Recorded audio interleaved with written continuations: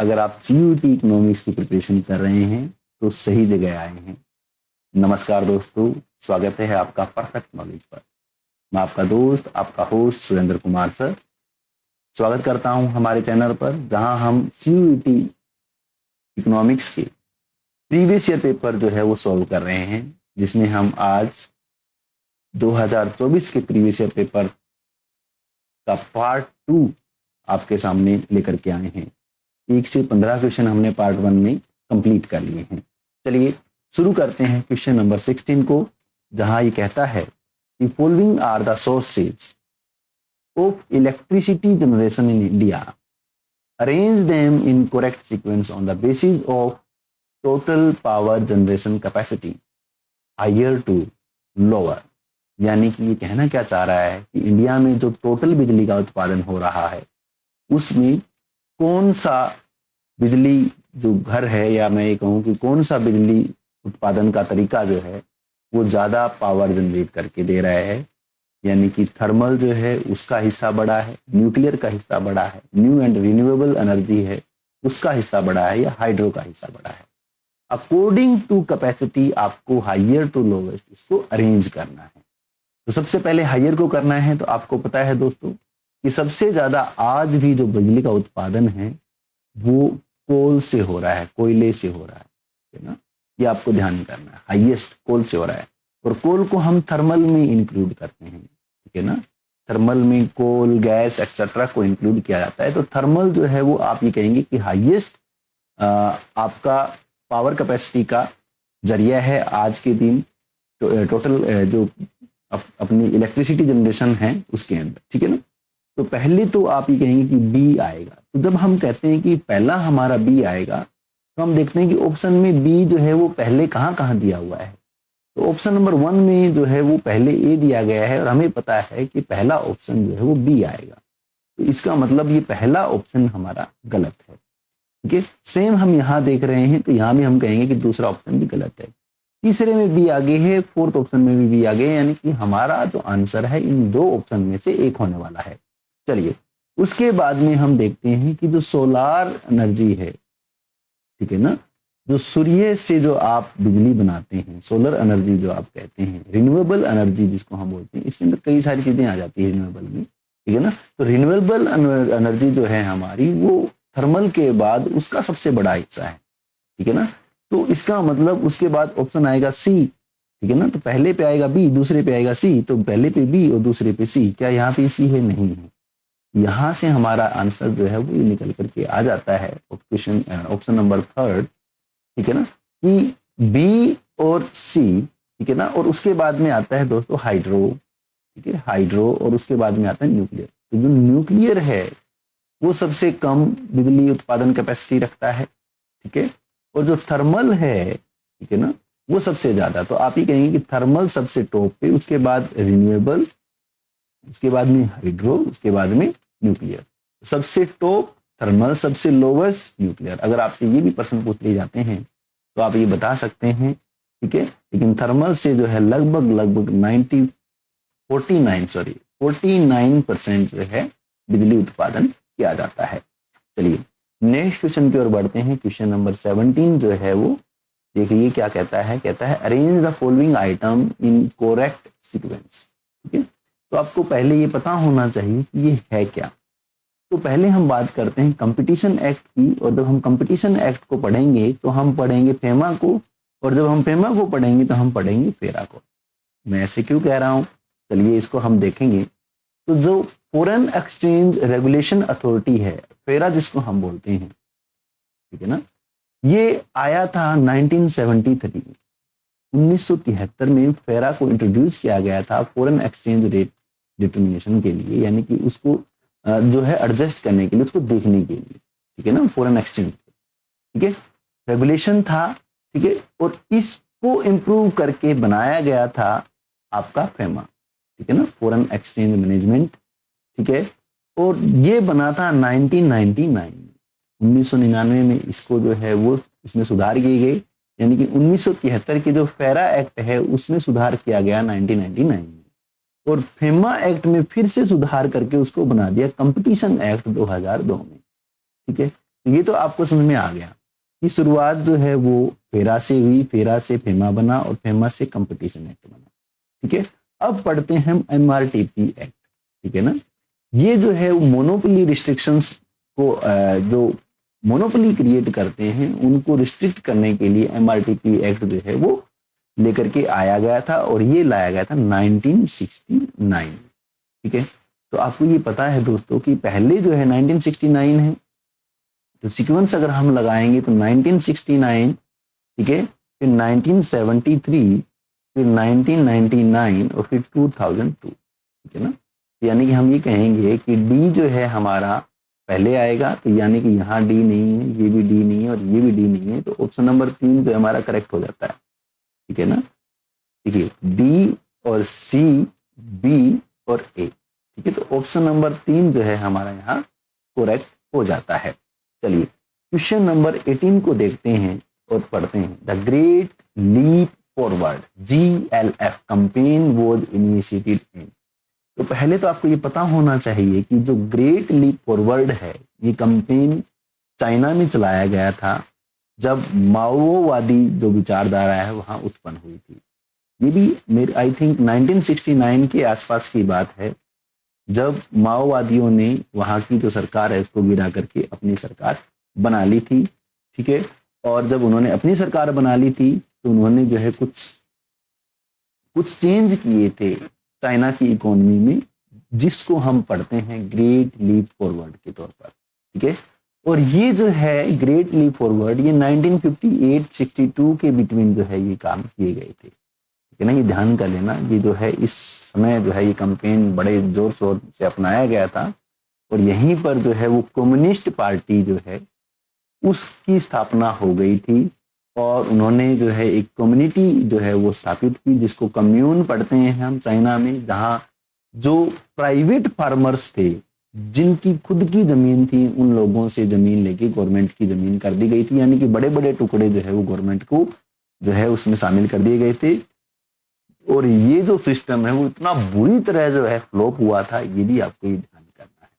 ठीक है, तो great leap forward GLF campaign जो है वो चाइना में किया गया 1958-62 के नियर अबाउट किया गया और यहाँ पर जो है आपको मैंने बता दिया कि जो वहाँ पर गवर्नमेंट थी उस गवर्नमेंट को हटा करके कम्यून जो सिस्टम है उसको अपनाया गया, सरकारी तंत्र जो है उसको अपनाया गया। तो ऑप्शन आंसर आ जाएगा अपना ऑप्शन नंबर 3।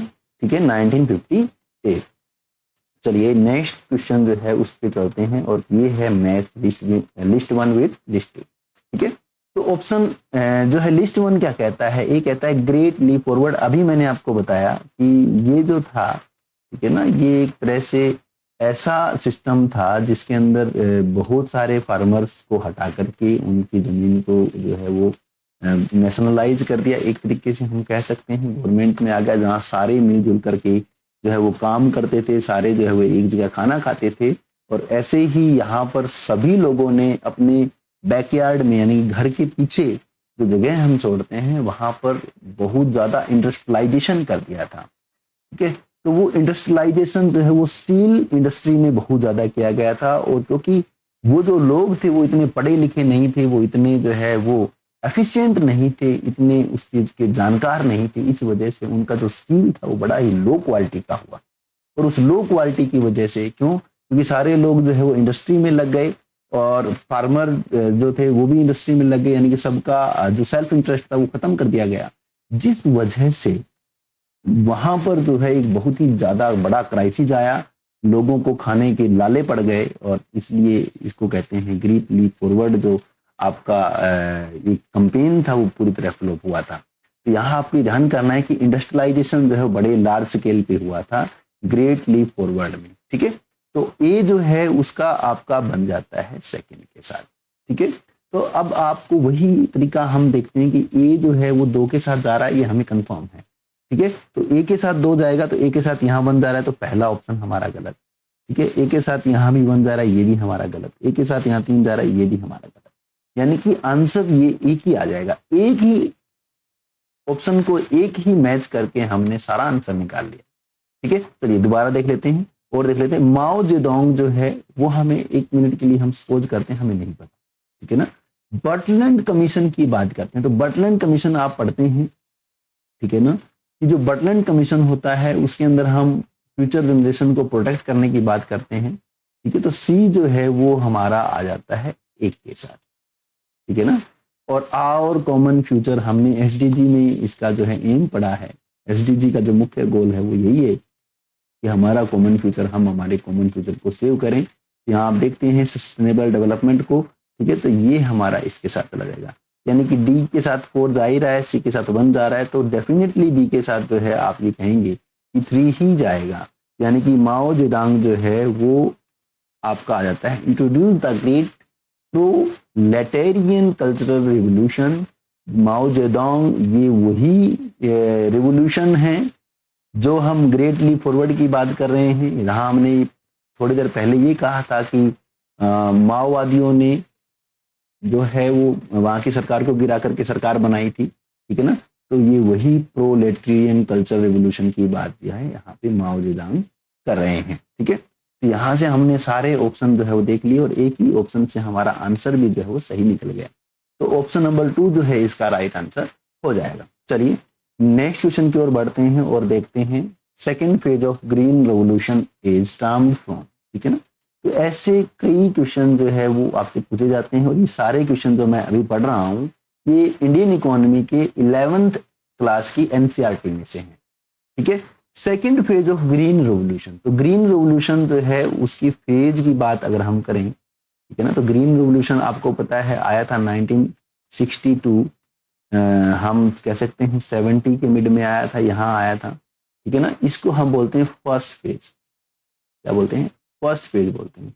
और हमें पता है कि ग्रीन रिवोल्यूशन के जो जनक हैं इंडिया में वो हैं MS स्वामीनाथन जी, ठीक है ना, MS स्वामीनाथन जी। और वर्ल्ड में हम बात करें तो वो है नॉर्मन बोरलॉग, ठीक है ना, नॉर्मन बोरलॉग, ठीक है। तो MS स्वामीनाथन इंडिया में और वर्ल्ड लेवल पर नॉर्मन बोरलॉग, ठीक है। और फर्स्ट फेज जो था वो आपका था 1960-17, इसके अंदर व्हीट की ही बात हुई थी, अकेले गेहूं की बात हुई थी। लेकिन 1970 से 80 के बीच जो है वापिस से इसके अंदर कुछ चेंज किए गए और इसके अंदर राइस को ऐड कर दिया गया, चावल को ऐड कर दिया गया, और इसी को हम बोलते हैं second phase of green revolution.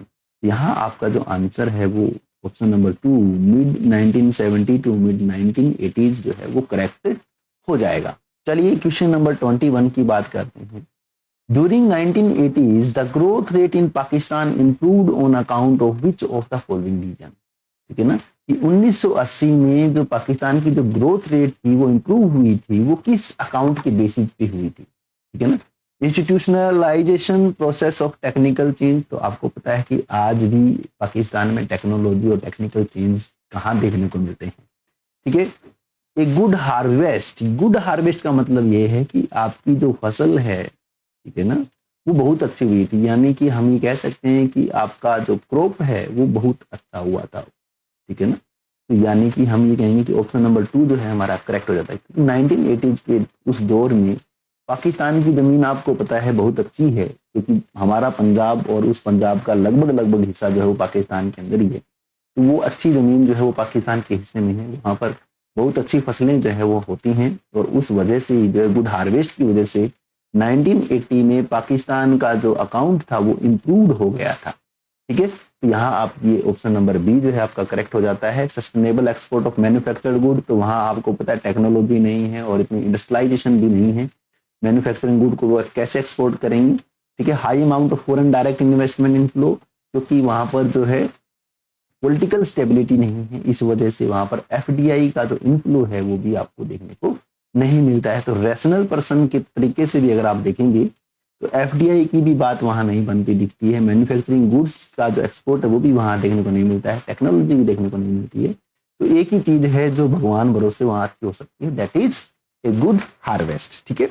चलिए नेक्स्ट क्वेश्चन पे चलते हैं। क्वेश्चन नंबर 22 जो है वो क्या कहता है, कहता है कि when there is unexpected rise in the sales, कहता है कि जब कभी अनएक्सपेक्टेड राइज हो जाए सेल के दौरान, ठीक है ना, यानी कि आप दुकानदार हैं और एकदम से आपकी दुकान की बिक्री जो है बहुत ज्यादा बढ़ जाए, तब क्या होगा? Aggregate demand would decline. क्या एग्रीगेट डिमांड कम हो जाएगी? नहीं, एग्रीगेट डिमांड तो जो है वो राइज करेगी, तभी तो आपका जो सेल है वो बढ़ेगा। Yes, there will be unplanned accumulation. Accumulation का मतलब होता है चीजों को जोड़ लेना, यानी कि बचत होना, और वो भी अनप्लान, कि भी आपने जो है वो प्लान नहीं किया था, आपकी सोची समझी नहीं, अचानक से जो है आपकी इन्वेंट्रीज वो जुड़ जाए। नहीं जुड़ेंगी, कैसे जुड़ेंगी? तो तब ना जब अनएक्सपेक्टेड राइज ना होकर के उसके अंदर जो है वो कमी आ जाए, यानी कि अचानक से जो सेल में बढ़ोतरी हुई है वो बढ़ोतरी ना होकर के कमी आ जाए, तब आपका जो आंसर होगा वो there will be unplanned accumulation of inventories होगा। तो इसका मतलब ये हुआ कि there will be unplanned decumulation of inventory. Yes, option number 3 जो है आपका यहाँ करेक्ट हो जाएगा, क्योंकि आपके पास जो इन्वेंट्री है, आपके पास जो स्टॉक है, वो स्टॉक क्या हो जाएगा? कम। क्यों? क्योंकि बिक्री बढ़ गई तो आपको अपने स्टॉक में से जो है वो उसको निकाल के देना पड़ेगा। यानी कि आपका जो स्टॉक, आपने जो स्टॉक रख रखा था वो क्या हो रहा है? डीक्यूमुलेशन हो रहा है, कम हो रहा है। वो अनप्लैन्ड है, आपका प्लान था कि उसको धीरे धीरे मैं निकालूंगा, लेकिन वो क्योंकि एकदम से बिक्री बढ़ गई तो आपको एकदम से उसको निकालना पड़ गया। ठीक है, तो डीकम्युलेशन ऑफ इन्वेंट्री जो है आपका यहाँ राइट आंसर हो जाता है। चलिए क्वेश्चन नंबर 23 की बात करते हैं। ड्यूरिंग फेस्टिव सीजन, देखिए त्योहारों का समय है, द करेंसी डिपॉजिट रेशियो, ठीक है ना। तो करेंसी डिपॉजिट रेशियो का मतलब ये होता है कि बैंकों में जो जमा है, ठीक है ना, उसको कितना कैश रखना चाहता है कस्टमर, ठीक है ना। यानी कि बैंकों में जो डिपॉजिट है कस्टमर का, उसको कितना अपने पास, यानी कि हम सीधा सीधा अगर मैं बिल्कुल सिंपल भाषा में आपको कहूं तो कैश डिपॉजिट रेशियो ये कहता है कि बैंकों में जो जमा है उस जमा को कितना निकलवाएगा, बाहर कितना निकलवाएगा, ठीक है ना। तो जब फेस्टिव सीजन होगा तो कैश जो है वो कस्टमर अपने पास ज्यादा रखेगा, यानी कि बैंकों में जमा जो है वो कम रखेगा, ठीक है ना। तो बैंकों में अगर जमा कम रखेगा और जेब में पैसे ज्यादा रखेगा तो इसका मतलब सीडीआर राइज होगी, ठीक है ना। इसका मतलब हम ये कहेंगे कि ऑप्शन नंबर 2 जो है इंक्रीज करेगा, ठीक है ना। तो सीडीआर जो है, कैश डिपॉजिट रेशियो जो है वो इंक्रीज करेगा। लेकिन पीछे की कुछ रिपोर्ट्स में आरबीआई ने कहा है कि जब से यूपीआई और डिजिटल पेमेंट आई है, आप देखते हैं स्कैन करते हैं हम, ठीक है ना, तब से जो सीडीआर है, ठीक है ना, वो चेंज होना, मतलब उसमें जो चेंज है बहुत कम देखने को मिलता है, ठीक है ना। लोग जो है वो पैसा बैंकों में ज्यादा जमा रखने लग गए हैं, ठीक है। लेकिन क्योंकि अभी तक वो चीजें जो है अभी अपडेट नहीं हुई है, तो अभी आपको जो आंसर है वो यही जाएगा कि during festive season the currency deposit ratio will increase. यानी कि जब आपको खर्च करना होगा तो सीडीआर आपका बढ़ जाएगा, और जब आपके खर्चे कम होंगे तो सीडीआर आपका कम हो जाएगा, ठीक है ना। तो यानी कि हम ये कहेंगे कि आपका जो एक्सपेंडिचर है वो इंक्रीज करेगा, एक्सपेंडिचर इंक्रीज करेगा तो सीडीआर जो है आपका वो भी इंक्रीज करेगा, ठीक है ना, वो भी इंक्रीज करेगा, ये ध्यान करना है। चलिए नेक्स्ट क्वेश्चन पे चलते हैं। क्वेश्चन नंबर 24 जो है वो क्या कहता है? European monetary union was created in, देखिए वैसे तो ईएमयू जो है, यूरोपियन मॉनेटरी जो यूनियन है, वो 1992 में क्रिएट हो गई थी, ठीक है। क्योंकि यहाँ 1992 जो है वो ऑप्शन में ही नहीं है, तो हम बिल्कुल नजदीक वाले जो आंसर है उसके ऊपर चले जाते हैं, ठीक है ना। तो ऑप्शन नंबर 2 यानी कि 1994 जो है आपका यहाँ करेक्ट हो जाएगा, ठीक है। यूरोपियन मॉनेटरी यूनियन जो है वो 20, अभी तो लगभग 23 जो देश हैं उसके अंदर शामिल कर लिए गए हैं, ठीक है।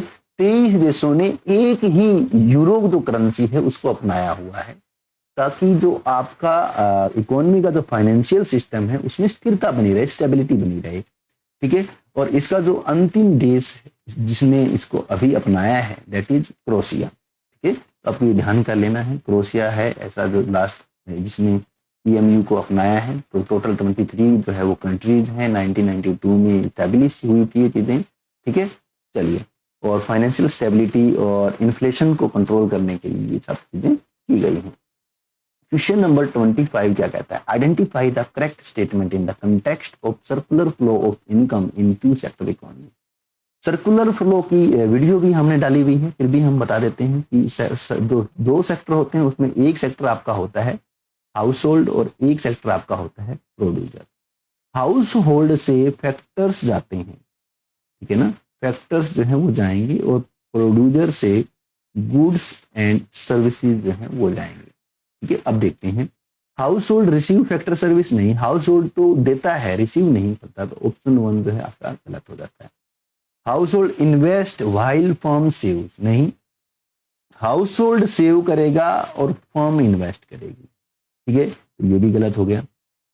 Firm produce goods and services, तो फर्म जो है गुड्स सर्विसेज को प्रोड्यूस करती है, यस, ये हमारा करेक्ट हो जाता है। फोर्थ की देख लेते हैं, house hold supplies factors, house hold जो है 2 सेक्टर में प्रोड्यूसर को सप्लाई करते हैं ना कि गवर्नमेंट को करते हैं, लेकिन 3 सेक्टर में जो है ये करेक्ट हो जाएगा, लेकिन 2 सेक्टर का पूछा गया है, यहाँ पर 2 सेक्टर इकोनॉमी की बात हुई है, तो हम ये कहेंगे कि ये हमारा गलत हो जाएगा। तो option number 3 firm produce goods and services यहाँ हमारा करेक्ट हो जाता है। चलिए क्वेश्चन नंबर 26 पे चलते हैं, और क्या कहता है 26, identify the correct set of statement, ठीक है।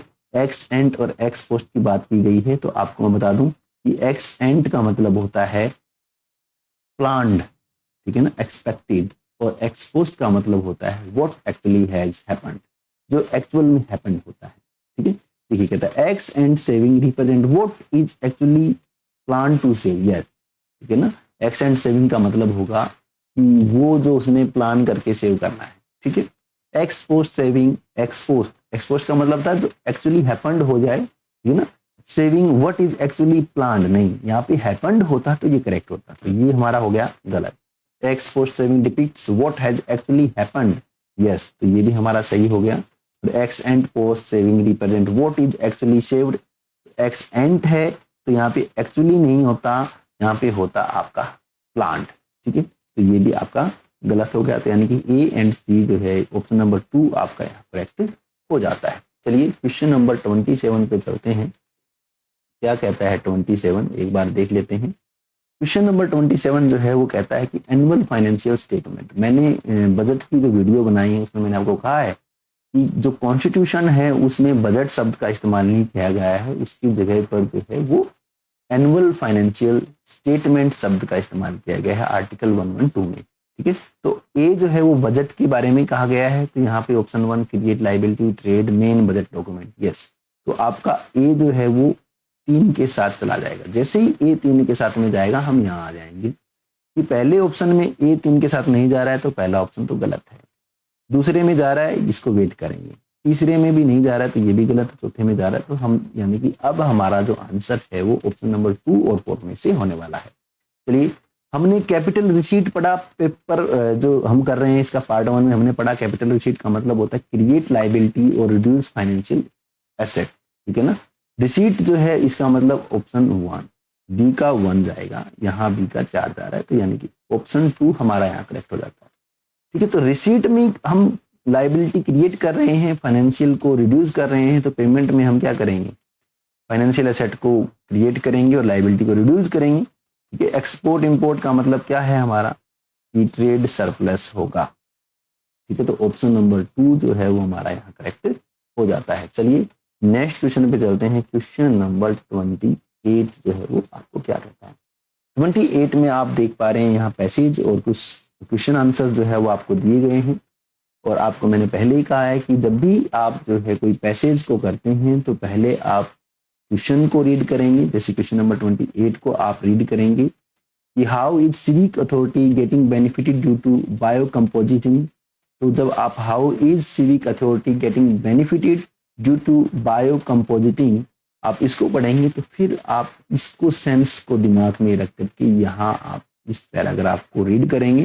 तो जैसे आप इसको रीड करेंगे तो आपको इसका जो आंसर है वो मिल जाएगा, ठीक है ना। कि हाउ कैसे they have to dispose increase quantity of waste, तो आप यहाँ देख सकते हैं, ठीक है ना। तो इसको आप रीड करें और फिर आप इनके आंसर जो है वो कर सकते हैं, ठीक है। तो यहाँ से आपको जो है पैसेज के आंसर कर लेने हैं, ठीक है। और ये 32 तक ये पैसेज है, उसके बाद दूसरा पैसेज है, ठीक है।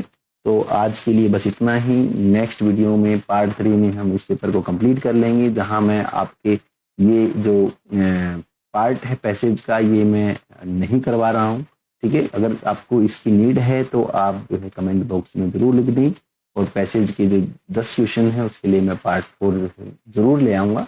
ठीक है, तो आज के लिए बस इतना ही। धन्यवाद दोस्तों, नमस्कार। जुड़े रहिए परफेक्ट नॉलेज आपके अपने चैनल से। जय हिंद, जय भारत।